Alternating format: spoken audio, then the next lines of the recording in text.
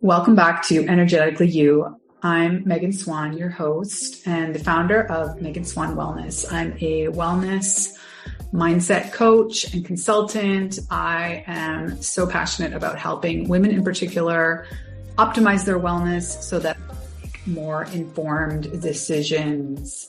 Today on the podcast, I'm excited to interview a sister duo, Megan and Nicole Smith. They are founders of Synchronicity, an intimate group program that supports members in healing trauma through microdosing.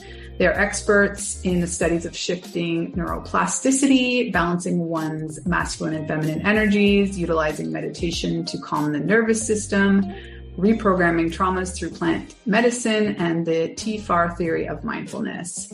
So excited to get to know them better, and let's dive in. Welcome, ladies. I'm so excited for this conversation. I feel like there's many rabbit holes we can go down here, but let's start with some general introductions and how you sort of got to Synchronicity, and I hope I'm pronouncing that correctly. Sure. Who wants to start? Yep. Go for it, Meg. All right. So we started this a year ago, but it's really been a lifelong adventure. We came from a alcoholic family. Our mom was a daughter of an alcoholic. She's a workaholic. And our dad was a severe alcoholic. But he comes from a long line of very high functioning alcoholics. And for some reason, never got DUIs and were CFOs. And it was just nuts how high functioning they are. And we always wondered why our dad sent us emails, send me an email to remember to do stuff because he'd be drunk all the time. So as we grew up and realized we don't have normal behaviors. When I became a yoga teacher 10 years ago was when I first realized I was such a perfectionist that I would get in front of people and completely fall apart if I screwed up on anything. And it was such self-destructive and an eating disorder. I'd had severe depression, suicidal thoughts, you name it. I had walked through it. And then it kind of came to a head when I became a yoga teacher. And I had to really look at that and realize people don't function like that, and that there was a better way to cope and there was better ways to function. And that's actually when I entered Al-Anon and started hearing about Pat Allen and the work she did and masculine and feminine, which went back to Carl Jung. So I started reading all of his books. And then about a year ago, I was with one of my best friends who was a yoga teacher in San Francisco 10 years ago with me. And she introduced me to plant medicine. I'd always been very no, lots of stigma attached to it. Was not for me. I was very straight edge. I was in aviation. So I was can't do that. No. And I started with a plant medicine called rape. And it's actually tobacco, but it's mixed with different herbs. And it goes back to Mayan and Incan cultures. And having been a yoga teacher for 9 years at the time, I knew body energy and I knew how all of that worked, but I had never felt energy in my body. And when that rape hit my heart chakra, it bounced and I couldn't breathe. And I was freaking out. And I actually did a podcast on this.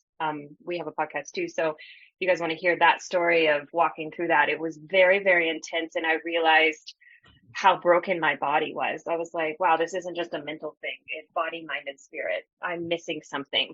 And this is one of the things that forced me into actually looking at how plant medicine can assist in the healing with the body. It isn't the complete answer, but it is the X factor, I call it, because any kind of wound or addiction or things like that, you actually have to put mind, body, and spirit, the full spectrum in. And actually, Psyche comes from the Greek goddess of mind, body, and soul.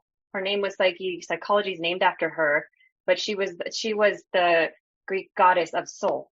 And when you look her up, it's body, mind, and soul. So why are we not doing body and soul work when we work with the psyche? So it propelled us into looking into mushrooms, going and doing ayahuasca, and the healing that has taken place. I have done more healing in a year than I had in the entire 20 years before that, which is just insane. Because when you could break down the DMN with plant medicine and actually have a clear view of ego versus higher self and what you're actually meant to do here. It pushes you into purpose. And it has lit both of our souls on fire. And it was the first time in my life where I was like, I don't care what rules I'm breaking. Everybody needs to know about this, and I'm willing to risk everything I am and everything I ever will be on this will change people's lives, because in a single dose of rape, I saw more about where my traumas are and what I needed to work on than I had in therapy, psychotherapy, any other sorts of therapy, even yoga, than ever before. So that's kind of a short story of mine. So yeah, I mean, we just kind of jumped in it. Megan's kind of always been like the forefront of it. She's kind of walked through hell and back. Not necessarily saying I haven't, but she kind of always has taken things face on. I definitely was more of the avoidant in our younger years. I escaped a lot with sports and drugs. I was mainly a massive user of marijuana, and that was my escape. Because I didn't want to deal with life. And I didn't understand it. Like she said, there's a massive streak of perfectionism, and it was never good enough. It was never hard enough. And mine played out a lot in my sports, and I could never train hard enough. And, as I got older, I started to realize, especially as I went through college and stuff, like if I couldn't get it perfect, then I would just quit, because there was no sense in failing, because I wasn't allowed to fail. And so with plant medicine and like kind of this moving forward of stuff in our company, the main thing with synchronicity is giving people hope, being vulnerable and sharing our stories, because there's so many people that we come across that they don't realize that they're not alone, and their story is just as powerful.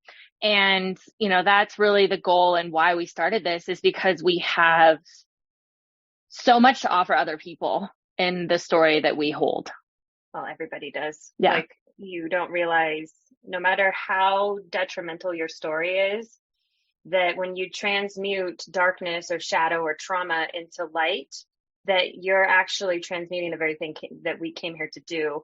And you don't realize the power of your story. People collapse into their stories instead of setting them on fire. And people always ask us, like, how can you be so vulnerable? Because I just am out with my story. I'm an open book. Like, ask me anything, I'll share it, because I know that that's where hope lies and that's where power lies, is what I've been through. Because your story makes you unfuckable with, is how I say it. Because it makes you know who you are when you accept yourself. And it's super, super powerful. I always compare it to the moment in 8 Mile, if people have seen that, where Eminem used his entire life story and what had happened to him in that rap battle. And then when he handed the mic over to the other guy, he didn't have anything to say, because when you own yourself and you own who you are, you become unstoppable in everything that you do. Totally agree. The thing that you guys are dabbling in here, and I think more relatively recently, between Tim Ferriss talking about it quite extensively, him investing on his podcast, and Michael Pollan's book, How to Change Your Mind, is one of my favorite things to reference to all clients. And then, of course, the Netflix series, where I think he's kind of parsing this out for people that are, that come from all different perspectives, and, kind of the regular societal narratives we have around these drugs that are, some of them are still illicit, others not. So let's define, what is microdosing, first of all, and what are some of the plant medicines that you guys, and do you work with them personally, or is this something that you kind of prescribe and then clients go on to find on their own? So microdosing, we define as anything between 200 milligrams, anything under a gram, ideally. When you're working with a gram or higher, you are considered macrodosing. Therefore, in the body, psilocybin actually can cause visual and mental, visualizations, coloring. That's when you're touching into the subconscious. So anything less than a gram, it's considered a micro dose. We normally work between 200 and 400 milligrams. So it's half or a third of it. So you don't necessarily, in a microdose, you should not have any visuals. You shouldn't trip. There shouldn't be anything outside of that, because the goal with a microdose is to work directly in the neuroplasticity. Macrodosing does as well, but we want to shift the neuroplasticity slowly as we're working with intention and purpose and all of this stuff, recoding the brain to actually process trauma in real time. So that's the difference. Now, macrodosing is definitely a different ball game. Macrodosing, people can go into the subconscious and work, change your mind. How to change your mind. They talk about it. Like, people were taking more than a gram in those experimental studies, a lot of them with cancer and stuff like that, where they were actually visually going internally and experiencing. Microdosing, you are still working internally, you're working in the mind, but you can still function, go to work, go to school, drive, work out, and stuff like that. We particularly just right now only work with psilocybin. Megan has microdose with ayahuasca, and that is something that we have kind of considered like looking into. And if people ask us about it, we definitely give them resources and, in that realm. But mainly we focus on psilocybin because of the science behind it, what we've personally experienced. And for our clients, we have seen that have come to us, that's where they want to start. Because there's a fear kind of around LSD, MDMA, ketamine. Am I missing any of them? I think that's the three. There's a fear, and there's a fear around psilocybin, but psilocybin has this like lightheartedness to it that some people, it's not so scary. It's not like, oh my God, I'm doing drugs. It's, oh, okay, it's a mushroom. I understand it comes from the earth. It's a little less aggressive, I guess. And there hasn't been the stigma around it. So our clients, most of them, have come to us. They have either tried something else and they didn't get the success they were looking for, or they're very new, and because of that stigma are more open to it. Well, and we do provide, so it's a gift. Because it's decriminalized, and it was one of the things I learned in DC about weed. So if it's decriminalized and you buy like artwork, then it's a gift and you're technically not selling it. So we work with 12 different types of mushrooms depending on where the trauma is in the body. Like the penis envy strands, which is the funniest. I love saying that because they really do look like tiny penises. It's hysterical, but those actually work with sexual trauma. In the sacral and root chakra, and we've got like heart mushrooms and mind mushrooms because a lot of people have like mental reprogramming, like blue meanies. We work with mainly when we're trying to take people off SSR blockers and the SSRIs? No, SSRIs and the antidepressants. Yeah, antidepressants, but there was a specific one. Wellbutrin, yes. So but what we do that's so different, because it's like, well, it's not the pill that fixes it. And people want to take a pill and have it fixed. And it's such a Western medicine programming. And that's why we created a coaching program behind it, because it was, how do we get people where we're at? How did we shift ourselves? Okay, intention. Okay, well, self-love. Well, self-love is faith. And any kind of escapism or any kind of suicidal thought. Suicide and addiction are very closely related, just like depression is in the brain, right? And if you really think about it, you cannot separate love and faith. They are of the same making. So if you don't have faith, then you don't have love. If you don't have love, then you don't have faith. So they go hand in hand, and you have to bring the two together. So you have to have people that you can help starting to have faith in themselves, starting to love themselves. Well, what happens when you do that? Then you have purpose, finding fulfillment. Why are you excited to wake up every morning? Most people don't even want to get out of bed. Well, let's look at that. So it's intention. And we created a coaching program that goes along with microdosing and what we provide, because I want to look at your trauma. I want to do a deep dive into where you're at and who you are and why you are the way you are.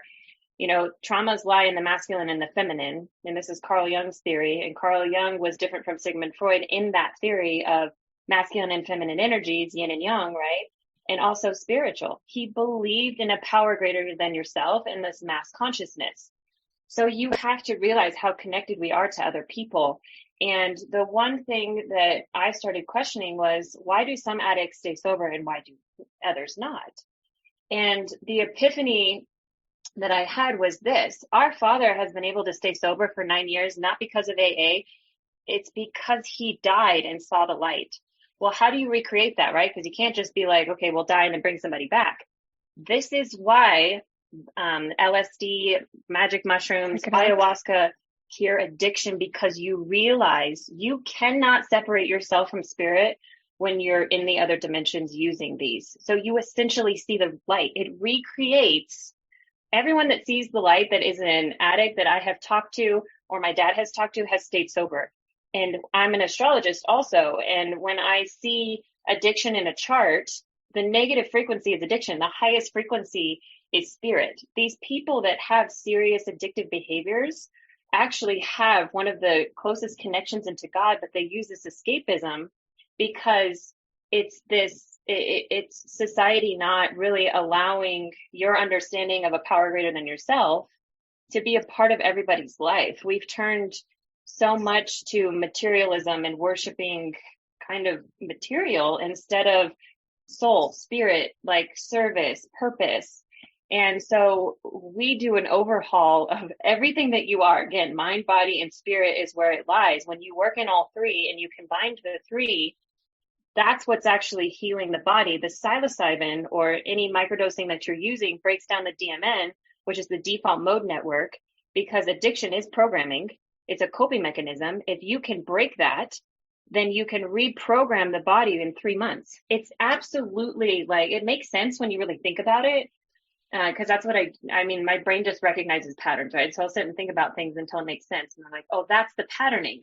And when I hit that epiphany of, oh my gosh, it's the lack of spirit. It's the lack of and that's why it's step one of AA. And Bill Wilson actually came up with the 12-step program on a psychedelic trip. I could not believe that. I was like, what? We have been struggling. I think everybody is addictive. I say everybody needs a little bit of oblivion because it's really hard to be human and we all have trauma. But how do you make a life worth living where you're excited to wake up every day? Because I was in that. Even in aviation, I was making great money. I was doing all of this, but I hated waking up in the morning. I was like, I was going through the motions, but I didn't really want to be here. I wasn't excited about life. And now I wake up and it's like, we have the opportunity to change the entire, this is a very bold statement, but I mean this. It's like, we have the opportunity to change the entire framework of mental health, the entire framework of addiction because of what we have lived through. And that makes my soul freaking I want to get up. I want to run a marathon. I want to tell everybody that I know. And again, when you find that thing that it's essentially, and this is also weird to say, but it's worth dying for. That's how I feel. I would give anything to help people see that there is hope, especially with the suicide rate in the country, what it is. It is the number one form of unnatural death in our country now. And nobody's talking about it. And it's so related to addiction. And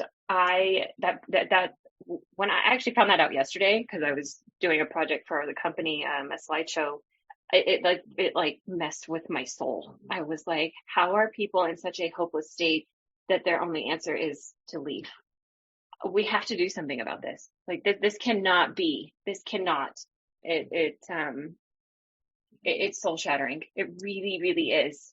That is the number one form of unnatural death in our country. Well, I mean, I personally, so many things I want to touch on there. I guess I'll start with, I had a really surprisingly emotional reaction to, and like I said, I read Michael Pollan's book whenever it came out 4 or 5 years ago.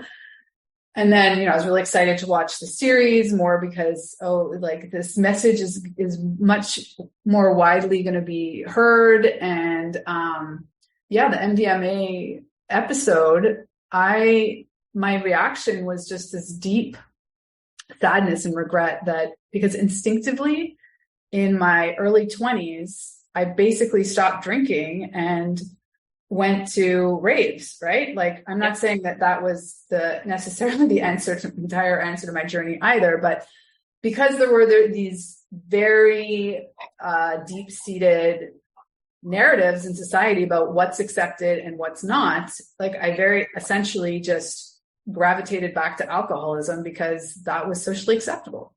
Right. Well, in MDMA, I mean, it almost didn't become illegal, in 1985, when Nixon gave the DEA the emergency power, because MDMA is mescaline derivative, which is derivative from peyote, which is a sacral sacrament in Native American culture. And MDMA almost didn't become scheduled. And it was an emergency power given by Nixon, and they just put it on there. They were doing so much work proving that MDMA was the cure to a lot of mental issues, to alcoholism. Like, they were doing it, and the DEA came in and just pulled everything and, made this crazy stigma in the media around it. And, we're saying people are going crazy. And so it became this crazy socially unaccepted use.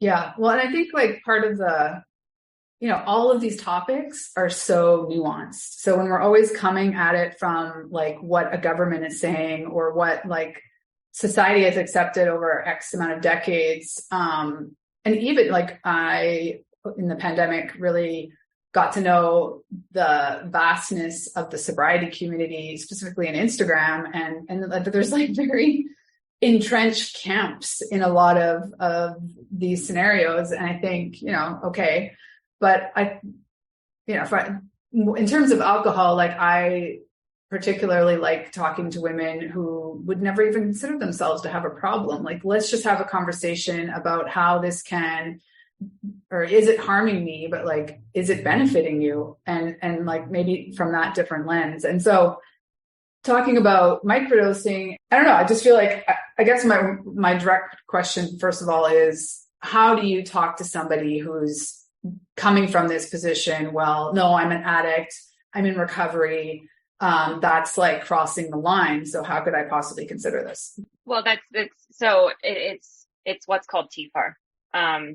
Thoughts become feelings, feelings become actions, actions result in your life. And when you have a fear-based thought pattern of, oh my gosh, this is going to make me relapse. Oh my gosh, this is going to make me da, da, da, da, da. And it's okay, let's go to that thinking. You're in a fear-based thought process. Now, I want you to look at how addictive alcohol is, because alcohol is bad for everybody.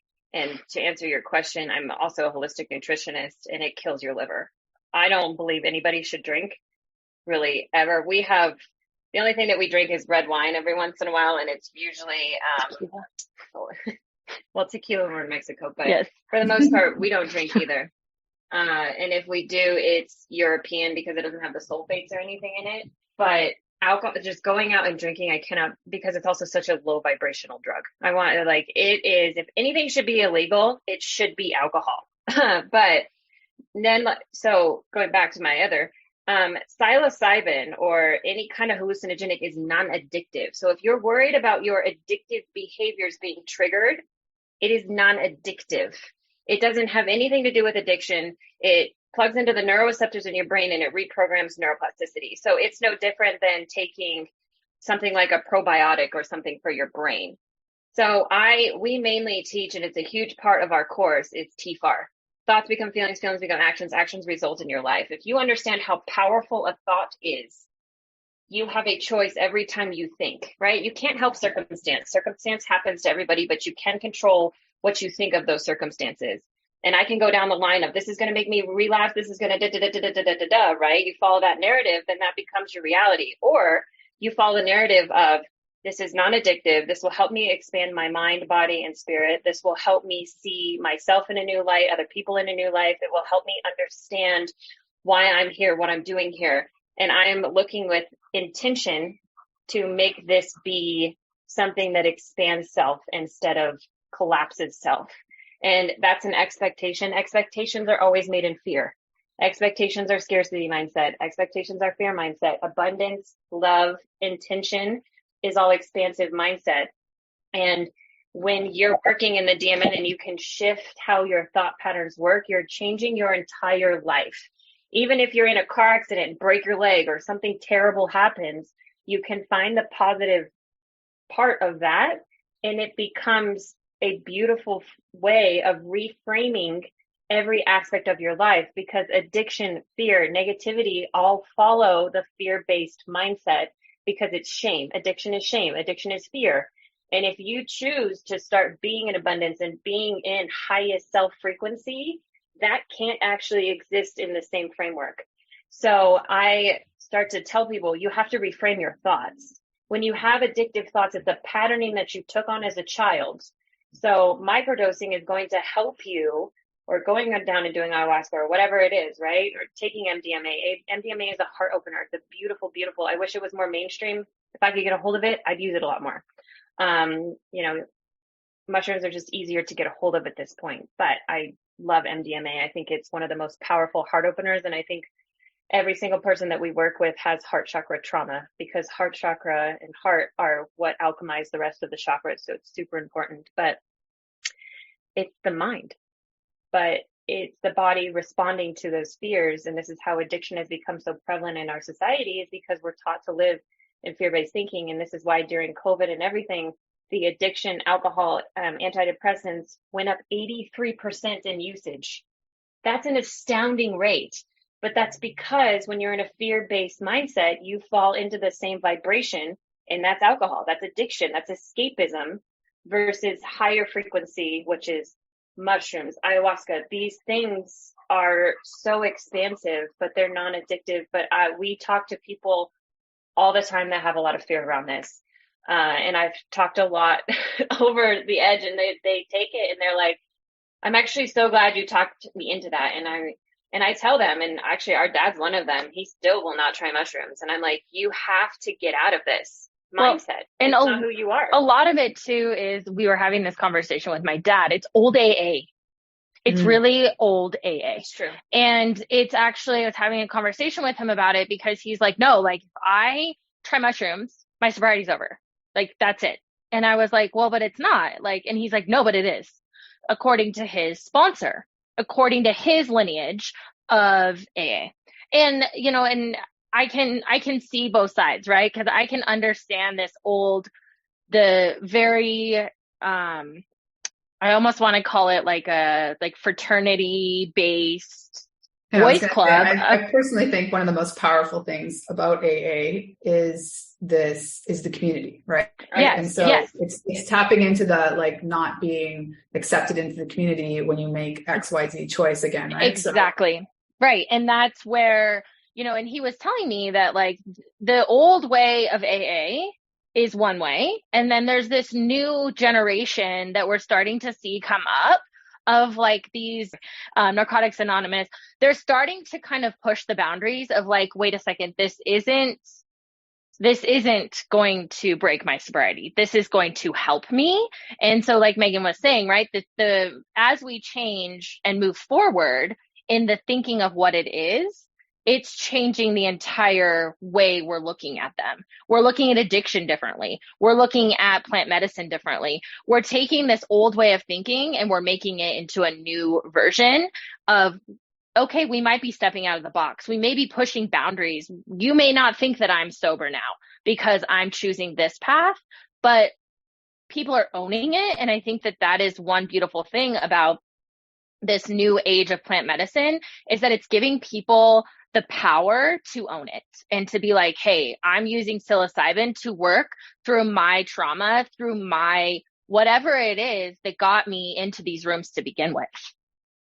Yeah. Well, I mean, you're preaching to the choir. I'm totally, but I have one follow-up question at just playing devil's advocate. Yeah. Someone comes with okay, well, it's not going to break my recovery promise, or it's not going to trigger me into addiction, but isn't it still escapism, which is potentially something we want to avoid? Right. And it's not escapism, because you dose, 2 days off, dose. And then once you're done with the 3 months, you have to actually do integration. So it's we've had all this neuroplasticity shift. Now you need to sit in it. You need to sit in meditation, let it integrate. This isn't something that you rely on every day. And the other thing is if you're in escapism, if you're in all of this, it's we need to look at boundaries within self. If you're blaming something outside of yourself for your problems, because addiction is trauma. Addiction is in your brain. It's in your body.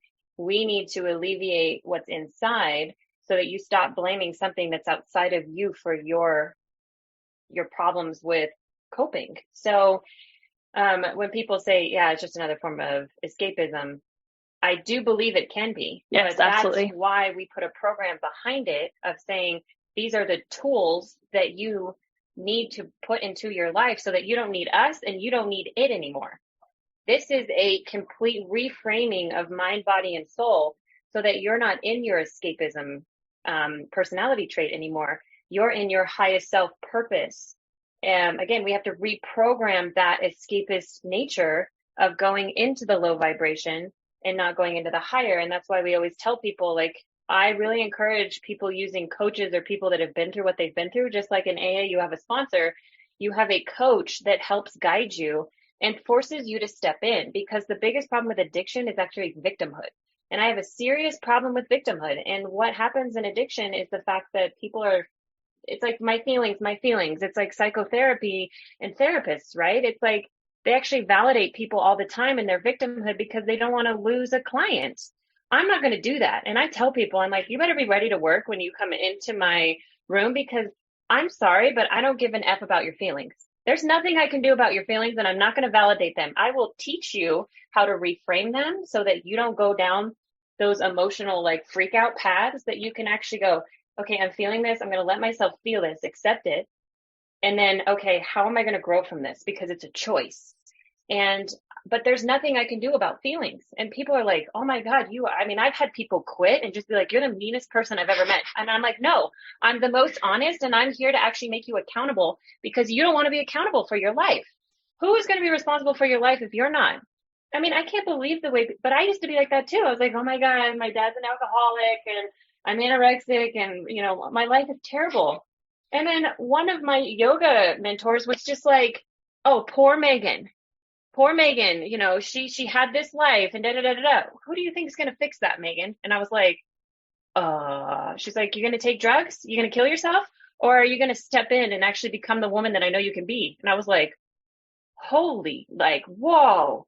And it hit me so hard that I was like, you know what? That's true. Nobody else is responsible for my life but me. And I either step in or I step out, and it's a choice. And when people are forced with that choice and they stop being codependent and they stop having to rely on other people for validation. I mean, I always tell people, it's like, of course you care what other people think, but make sure that there are people that are actually worth your thoughts and worth your feelings. Everybody else can F off. Have your tribe and don't care what anybody else thinks, because most people are such in victimhood that they're going to project that onto you. So choose the people that are elevating their lives, because escapism is contagious.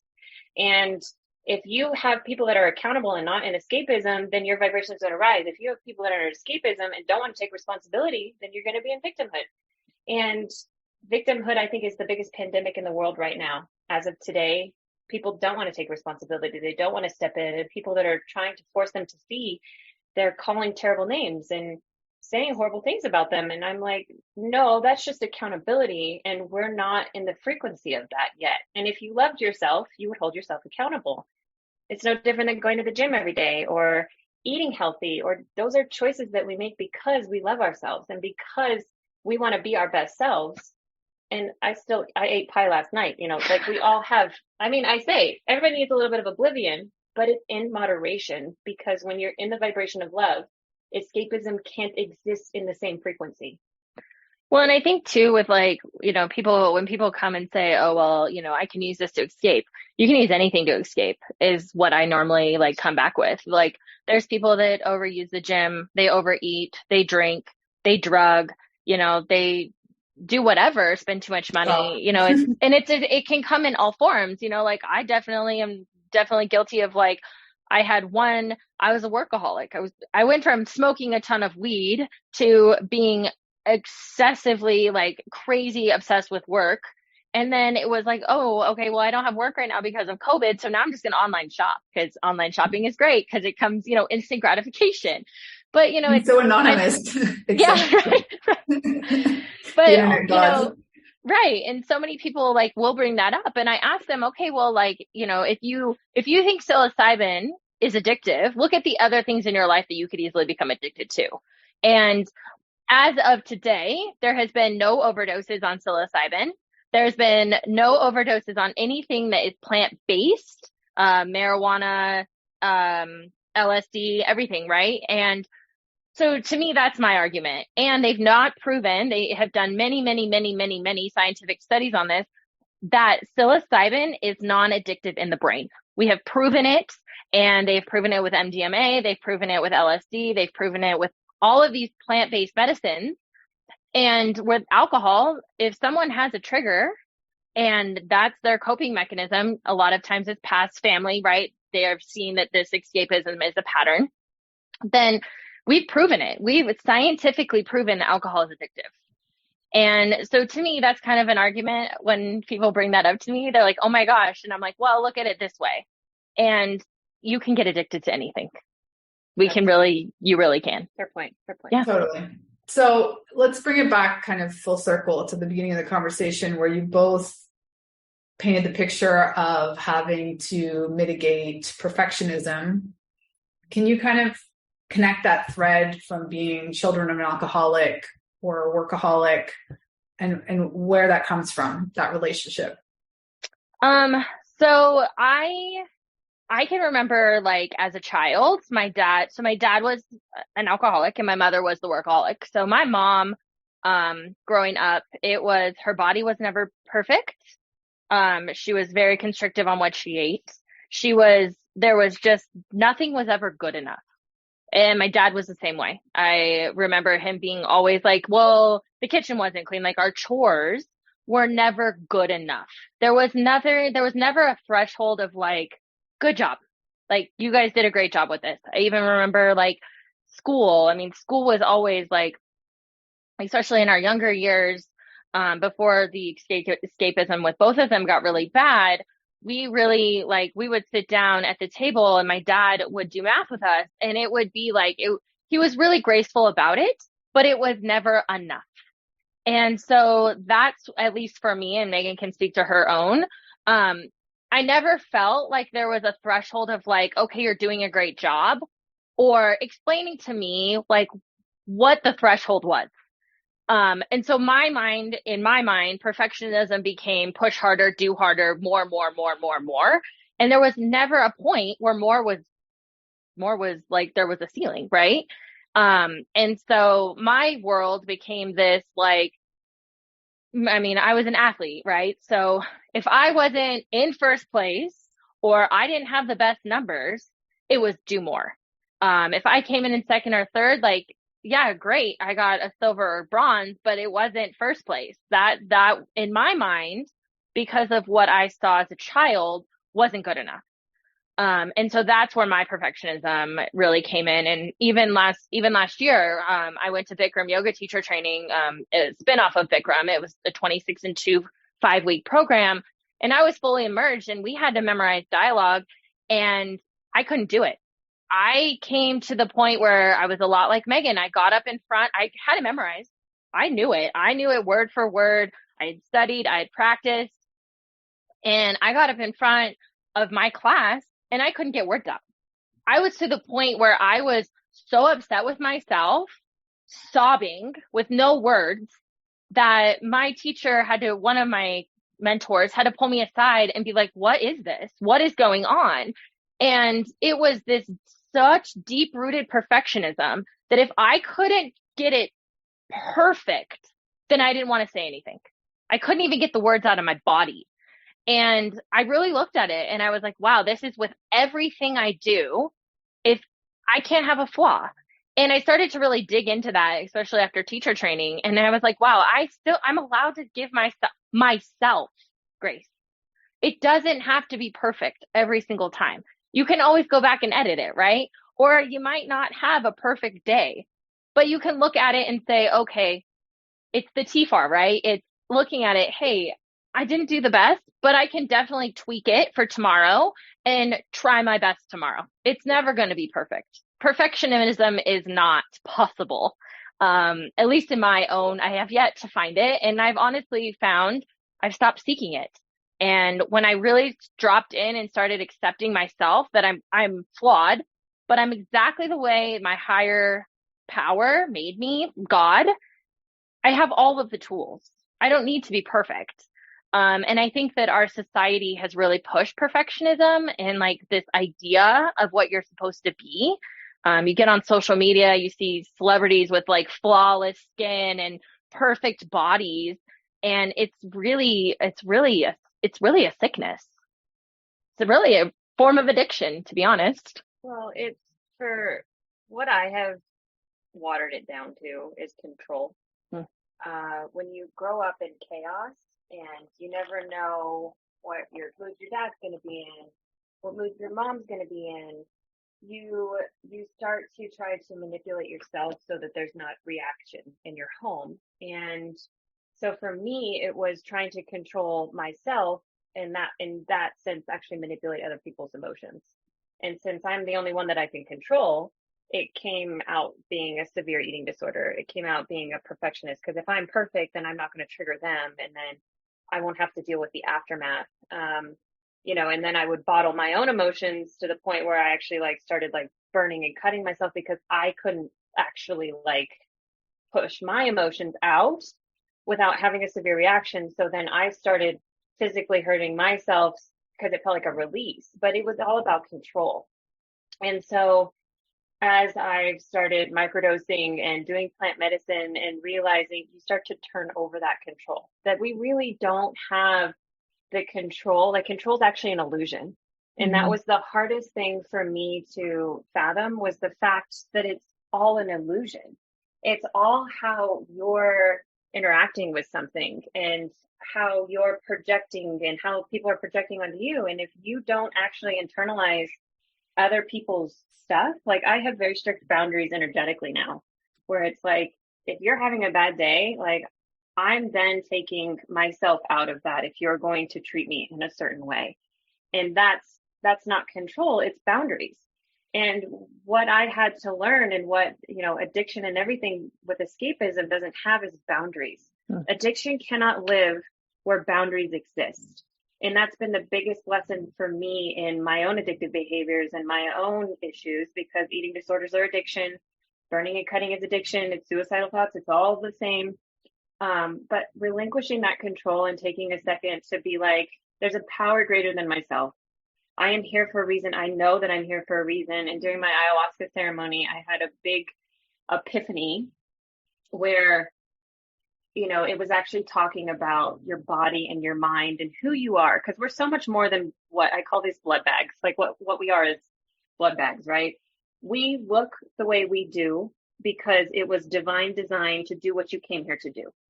You're given the gifts that you're given and the challenges that you're given in order for you to be of highest service to self and to others. But it's through the transmutation of your own self and how you interact with it. But to hate self or try to control or manipulate self is actually a sin against God, because you are divinely created down to your cells, your fingernails, every piece and strand of hair is by divine design. And to hate even a piece of it is to hate essentially like your understanding of God. And I just remember being like, holy, like skin color, everything is completely divine. And when you realize like, whoa, like that takes so much pressure off of you for every reason. It's just like, wow, okay, so as long as I start living in alignment and what really sets me on fire, like mushrooms and things like that, when I feel in alignment, I don't have to have control. I just have to know I'm in the right place and trust that everything else will fall into place because there is mass consciousness. There's divine design. The universe is intelligent. And when you start to trust yourself and your higher power and the universe and the mass consciousness, it takes a weight off of you that's just like, I don't need to escape. I'm right where I'm supposed to be. And, all of that stuff that happened when I was a kid, most people, it's happened to in one way or another. And when I step forward in that empathy and in that understanding of, I come from an addictive background, I come from myself, really harming myself. and hating myself and not wanting to be here. But when I shift that frequency, I open up space for other people to do that when I'm not in a controlling, shame-driven environment, because that's where our parents were at. And I don't choose to be a part of that ideology essentially anymore.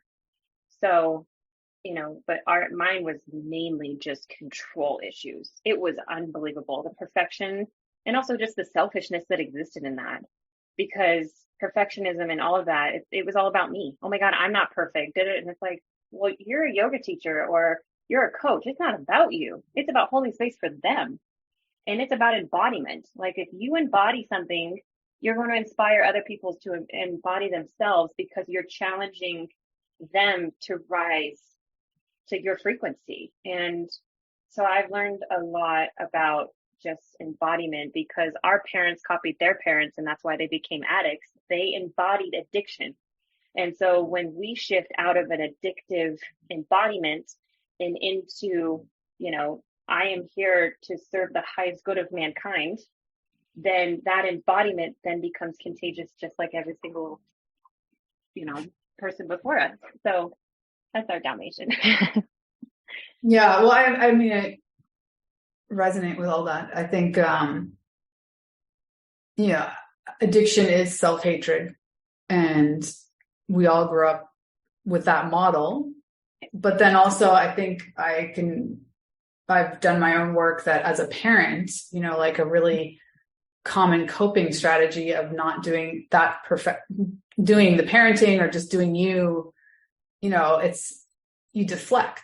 And so there comes this constant judgment of everybody else around you instead of really looking within. So, well, thank you for sharing all of that. And I think, you're doing really important work, and your excitement and your passion is contagious. So what's the best way for people to reach out to you? So we've got our website, which is synchronicity222.com. You can contact us on there. Also, we have the company Instagram, which is synchronicity222. You can DM us. We'll respond there if you just want to have a chat and kind of understand further what we do, what we represent, anything that we didn't answer on here. And then we have our fun page where we kind of post very out of the box things that have nothing to do with it's more of just our personalities, which is synchronicity_sisters. And that one's becoming more lively with just fun. Again, it's more of just our complete selves and not just what the company is offering. But any of those, if you DM us, if you comment on any of our photos and just say, hey, will you DM me? I'd like to talk more, or just get in touch with us on our website, is the easiest way. So, yeah. I'll have to find that other account. That sounds fun. There's a lot of things. Like we were just in San Francisco and we were posting things. We were posting like the most random stuff. And I was like, well, this is who we are. Like, this is the wild adventures of us. So have fun. Yeah. Well, I think that's one of the pleasant pivots of Instagram like right now is back to authenticity and less curated. Yes. So, any final thoughts, bits of wisdom you might want to share with us before we jump off? I think just reminding people like they're not alone, that their story is important, and to live it and to be in their, like to embody it, because like we said, there's not one single person that probably on this planet that can't relate to you. Well, yeah, your shadows are your gifts. Always understand that anything bad that you've been through, if transmuted and understood correctly, is where your gifts lie. So never, it's important to ask like why, but also understand that we're all in this together, and there's hope. There are people that are on the front lines fighting for everybody that feels like they aren't worthy of being here. And it makes me emotional, because it's like, God, that touches my soul, because I've been there, and now I'm on the other side of it, and it's like that there is hope. And it's that love, like get a dog, like anything that you can do to get on the path of love, even if it's not contacting us, even if it's not, working with plant medicine, the thing that counteracts all negativity is love. If you can love yourself and you can love your story and your life, it will change your life. Love is the antidote to everything negative. And that's the biggest message and the biggest thing that we want to get across is that love will heal. Love heals all wounds. And we've made it our life mission to make sure more people are loved in this world and feel that. So, no, I said thank you so much for having us, Megan. We appreciate it, and we appreciate the work that you're doing as well. So keep it up. Well, thanks. Well, we'll be in touch, and I'm really excited to share this interview with everyone. Yeah. Yay. All right.